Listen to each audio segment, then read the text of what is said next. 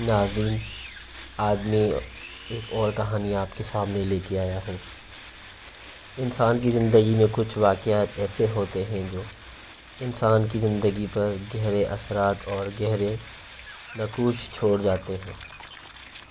کچھ واقعات ایسے ہوتے ہیں جن کو سن کر لوگ مشکل سے ہی یقین کرتے ہیں، مگر ایسے واقعات سچ ہوتے ہیں۔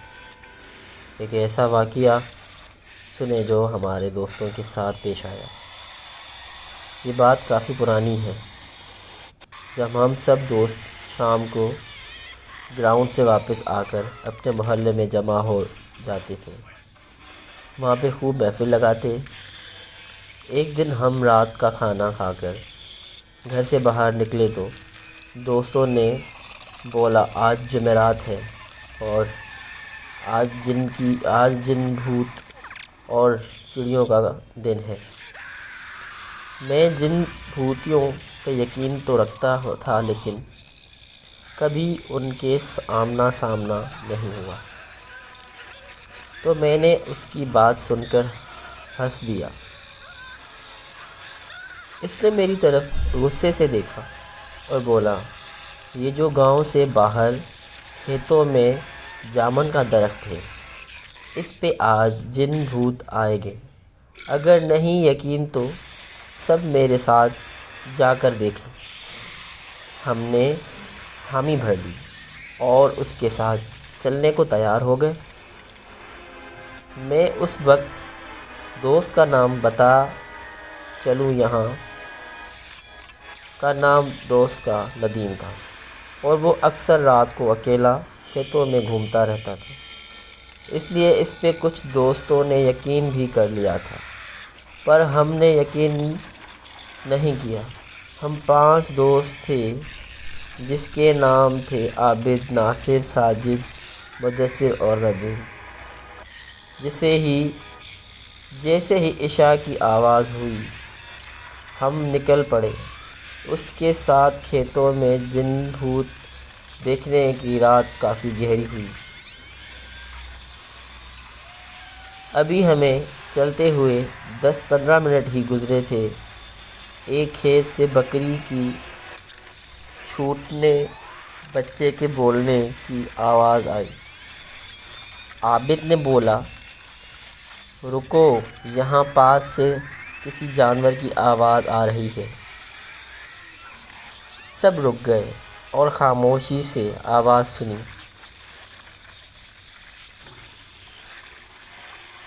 کس طرف سے یہ آواز آ رہی ہے؟ ابھی تو دیر ہی نہ گزری تھی کہ بکری کے بچے کی آواز دوبارہ سنائی دی۔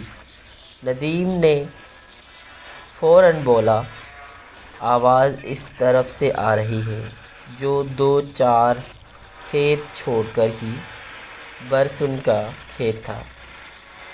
آواز وہاں سے آ رہی تھی۔ سردیوں کے دن تھے اور ان دنوں میں برسن کا عام ہوتا تھا۔ سب دوست اسی طرف جانے لگے اور ناصر نے بولا، چھوڑو یار چھوڑو، ابھی ہمیں کیا لینا دینا ہے اس سے؟ ہم جس کام کے لیے آئے ہیں اس طرف چلو۔ کوئی بھی نہیں مانا اور برسن کی کھیت کی طرف بڑھنے لگے۔ وہاں جا کر دیکھا تو ایک چھوٹا سا بکری کا بچہ وہاں کھیت میں بیٹھا تھا۔ ہم میں سے کوئی کچھ بولتا اس سے پہلے ہی ندیم نے کہا، جو یہاں بکریاں چرانے والا آتا ہے ان کا رہ گیا ہوگا، اس کو اٹھایا، صبح پتہ لگا کر واپس کر دیں گے۔ سب نے اس بات کی اتفاق کر لیا اور ایسا ہی کیا۔ اس کو ہم نے اٹھایا اور اپنی منزل کی جانب بڑھنے لگے۔ رات کافی گہری ہو چکی تھی اور ہمارے ڈر میں مزید اضافہ بھی ہو رہا تھا، کیونکہ کھیتوں میں طرح طرح کے جانوروں کی آوازیں آ رہی تھیں۔ مدثر نے بولا، یار ہم کو واپس جانا چاہیے۔ آگے بہت خطرہ ہے۔ اس پر ہنسنے لگے اور اس کو ڈرپوک کہنے لگے۔ خیر وہ خاموشی سے ان کے ساتھ چلنا رہا۔ پھر راستے میں ہمیں سیڑھی کی آواز آئی۔ سب رک گئے اور ایک دوسرے کی طرف دیکھنے لگے۔